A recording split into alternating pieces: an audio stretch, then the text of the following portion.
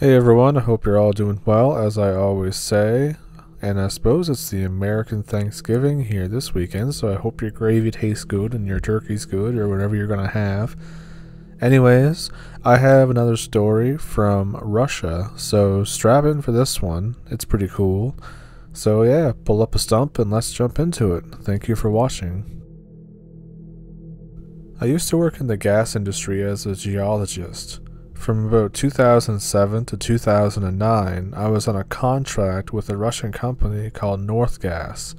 This is back when industrial relations with the UK were still fairly cordial. There were a lot of potential gas sites in this Siberian region far up north, and I used to go around potential sites with company borehole engineers, usually in groups of 2 or 3 people. Anyways, I was at one site in northern Siberia with a German engineer in late October of 2008. It took ages to get to and completely devoid of human habitation, but really beautiful taiga. It was beautiful scenery and endless forest on the drive up there, and I'm not a car nut, but what we were driving was some kind of modified Jeep or type thing like that. I'm not sure what it was because I'm really not into cars, but the engineer guy would just not shut up about it all the way from Novosibirsk. Anyway, the site that we went to survey was fairly typical of what you'd expect in the industry at these sorts of locations. There was thin topsoil giving way to permeable siltstone, which were excellent locations for surveying. Now, to the story. We came to this location where satellite imagery was suggesting that permafrost was retreating. It still snows and ices over, of course, but the key point here is that it's not entirely frozen over. You can install stuff during the summer months and get gas production up and running. It was a pretty boring landscape though, very thin topsoil like I said, giving way to rapidly permeable siltstone. Lots of these natural holes were all over the place too. Permafrost plugs that had melted and left about 20 to 30 meter deep holes were dotted all over the place. So we had to stay a few weeks and do some test surveys. The first week things were completely fine. We got some good locations, we got things progressing smoothly. By the end of that week though, things were starting to get a little weird, I guess. Every time I would go out with the spectrometer, after the first week, I'd occasionally hear some noises coming from the holes. I was never near them because while you get a lot of gas coming off of these things, they're not really terribly good for industrial drilling. It was faint and just on the border of hearing. I never knew how to describe those noises until a few years later when someone took me out to a jazz bar and some guy was playing a violin-like instrument that made this drone noise. It was like a foom. And hearing this noise was very disconcerting. It would make the hair on your arm stand up. My colleague would notice this too. Disconcerting as in this job. You're not really working together, but apart. So the two of us were both hearing stuff out there. We were both pretty rational people, at least at the time I was. So we put it down to just cave noises, or really anything, because, you know, there are 20 to 30 meter deep holes. You just don't know, it could be literally anything. So we just laugh and forget about it. About 10 days into this survey, it started happening at night. Again, it was faint, but it was starting to get really ominous. That drone noise. We used to sleep in the back of the vehicle that we had brought, and even through those doors we could still hear it. Again, we stopped being stupid. It's just like wilderness or cave noises. We have a few beers to calm ourselves down and then we just go to sleep. But, of course, it got worse from there.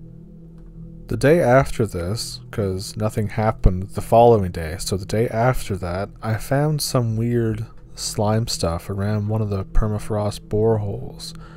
Like, yeah, you get like lichens or mosses and stuff around these things, but it's not really an issue. And this stuff was like petroleum jelly. It was very viscous. I touched it and I immediately regretted it because it felt a lot like pork belly fat. But what was disturbing to me is that it was like hot or warm to the touch because it was -5 degrees Celsius out here, and that's just during the day. So I go find my German engineer friend to take a look, and he looks a little troubled. So for the rest of the day I was just constantly on edge too. Like, I kept looking back at the borehole, just to check, I kept saying to myself. But things got worse at night. That drone noise got a lot worse, but it felt, and I know this is a shit way of putting it, but it's like it wasn't from below anymore. It was like above us on the surface. My German engineer friend tried to laugh it off, but I could tell he was seriously troubled by it and pretty disturbed. Just that low boom. Eventually, we get to sleep, and God knows how many hours later we were woke up together because there's definitely something attempting to open the door handle on the passenger seat of the vehicle. You can hear it lifting up the thing. Click, click, click, click. And now that droning noise is right outside, and it's like echoing. There's like a sound of gurgling in there. At this point, we both freak the hell out and scream like a pair of school children. And it stops. We don't sleep the rest of the night, but it doesn't come back. The next day, as soon as we make it 9 a.m., we cautiously open the doors. And the entire back door is covered in this pork fat shit. The place kinda smells too, but I can't identify what it is. The passenger door is also smeared in that stuff. But the thing that made us go, screw it, we are leaving immediately, was the passenger window, which was also smeared in this gunk, had an outline on it. Something had pressed its skull into the fat stuff and left an outline. It was unmistakable, some kind of elongated human skull, but with no eye holes. That weird stuff was in various spots in the area around us too, and of course it was leading all the way back to that stupid borehole. We got out of there very fast after that, but as we were packing, that drone noise started up again from the hole, and it was loud this time. It was guttural almost. Whatever this shit was making it was down there, and it was close too. The German guy kind of went crazy after that too. He just hopped in the vehicle and started going. Our equipment that was out there for methane measurements was just left, and we didn't stop driving for the next 14 hours. I pretty much ditched my job soon after. I had no desire to be left like that again in the middle of places like that. The German guy, though, I've actually never heard from him again. He just took off, and we never talked about it. He just left to go be with his family, I guess. And as I'm getting this out, I guess from a distance that event makes it sound pretty prosaic. Ooh, spooky noises. Ooh, slime during the night. But I was convinced I was going to die. You know how you can just know when someone or something, like an animal, is nice or not a threat to you, or is just curious, or it's gonna really F you up? I knew instinctively that whatever wanted in didn't want to crack open a beer with us and ask about geology, if you catch my drift. Anyways, I spent a long time after I had calmed down about it, which took months in fact, to think of something rational for this. Every time though, I keep butting up against the inexplainable. Sure, the drone could have been cave noises and some of the other stuff could have just been, normal, but it's the slime stuff that gets me. The guttural noise. Around 2012, I got into reading about frozen mammoths and the worry about viruses from the taiga, and that they were expecting this because of climate change. And at that point, I just went full into it and said, screw it, it was a frozen monster. That's exactly what it was. And this kind of, for some reason, I guess the cave part of it reminded me of something that someone told me. I can't say who it was, but I can say I'm related to them.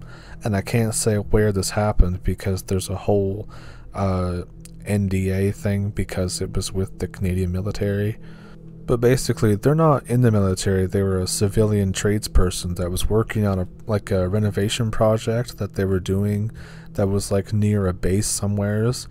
And they had like these maintenance tunnels that they used to use to get back and forth so as like not to get in with like the soldiers and stuff, if that makes any sense to you. I don't know a lot about military, so that's what I was told.